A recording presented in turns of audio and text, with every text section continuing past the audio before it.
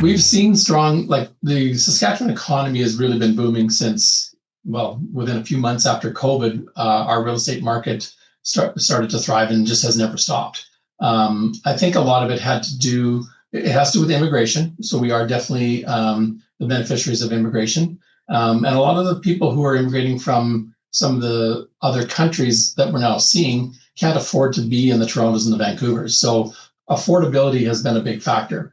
Now, the other thing is that we have jobs. As the economy shows, as all the banks are talking about, in Saskatchewan, we have a lot of the mining and resources, and they're all expanding. And so whenever a mine spends billions of dollars, and that's with a B, billions of dollars in our small economy, it's huge. And the spinoff is everything from daycare to contractors to maintenance crews to whatever to build these mines takes an awful lot of manpower and womanpower to do this. So we've got head offices moving in. So we've got the accounting and the HR, but we also have the manual laborers moving here as well. And these mines that we're building are going to take years to build. And so BHP in particular and a few others have now been announced are going to continue to be big employers of people and the nutrients of the world who are feeding the country. And there's a lot of people being employed with those big companies as well. Saskatchewan has what a lot of the countries need, and that's potash fertilizer, it's uranium for power supply, and it's food. So with lentils and canola and wheat, oats, barley, all the rest of that kind of stuff, we supply a lot of things that the rest of the world needs. So our market is actually doing really well, and our economy is doing really well. And the immigration that we're getting, as I refer to more like the war-torn countries, the Iraqs, the Irans, Afghanistans, Ukraines. They're just trying to get out of constant war. And so where they live is a bonus from where they were. And so they got to go where they can afford to go. So a house in Saskatchewan or in Saskatoon that you might pay $500 for, $400 for, you might have to pay $800,000 or $900,000 for in the bigger centers in Toronto's and the Vancouvers. They just can't afford that. So they are moving here, and we're going to continue to see that trend. If the experts are right, they're saying for the next 1 to 2 years, for sure, we're going to see that. They do come skilled laborers, and they have jobs waiting for them when they come here. And so as long as the jobs are here and the bodies keep coming, we're only a population of 1.3 million people. We can have more people in Saskatchewan. We've got a lot of prairie here, a lot of open spaces. So now the problem is if the home builders can keep up and get the supply, which is our next biggest challenge for sure. So, I mean, the different cultures obviously bring different dynamics as far as family size and who all lives with them. The East Indian community obviously comes in, and it's multi-generational. So we have the grandparents and the parents and the kids. And so they traditionally are buying the bigger detached homes. Some of the ones that are coming from the Iraqs and Afghanistans, etc., they're coming from very humble means, and so they just want a roof over their head. And so, whether it's a detached or a condo, they just want something that's warm and safe. And so some of them have money, some of them don't have money. So that one we're not as sure of. But the Eastern community, the Chinese community, they definitely have been buying up homes. The Chinese community hasn't been as big in the last couple of years as they used to be, but the Eastern community is still very constant.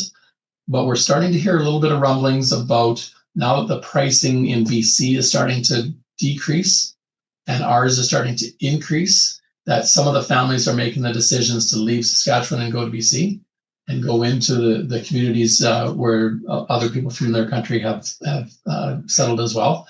And so we could see that as prices, I'll say, equalize, but ours gets to 500, theirs comes down to 800.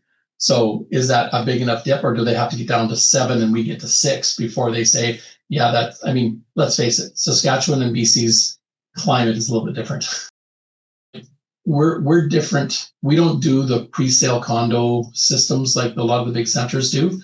We did that once here on a big project downtown, and it's never really happened since. So we're finding we don't have a lot of condos for sale. We've got a little over 100 as of this morning, 130 in the whole city of Saskatoon right now for sale.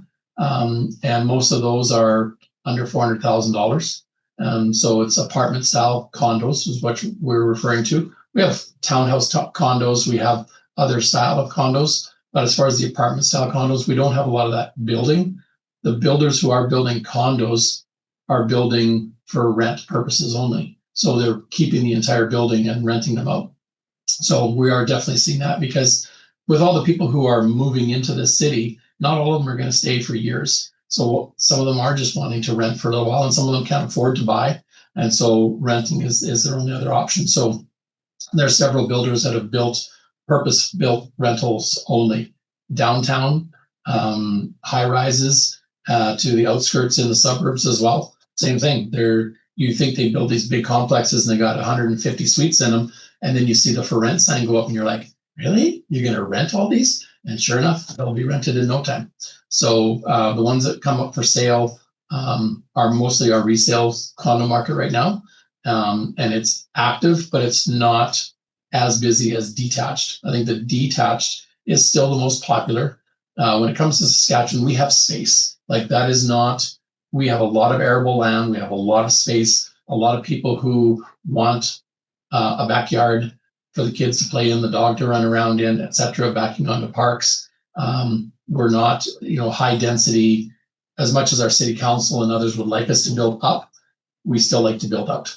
And so I think the main focus and the stuff that's available is mostly detached homes. And I think the clients who currently live here like that. The clients who are coming here from other countries look forward to it, to have the ability to do it, to be able to say that this is my little sanction of paradise here, and I get to put a lawn in and have the kids and stuff, and I'm close to a school. And now our next biggest hurdle is our government keeping up with the schools and the hospitals, because as more people move into the province, it taxes those kind of services the most. And so we're definitely finding our schools are full.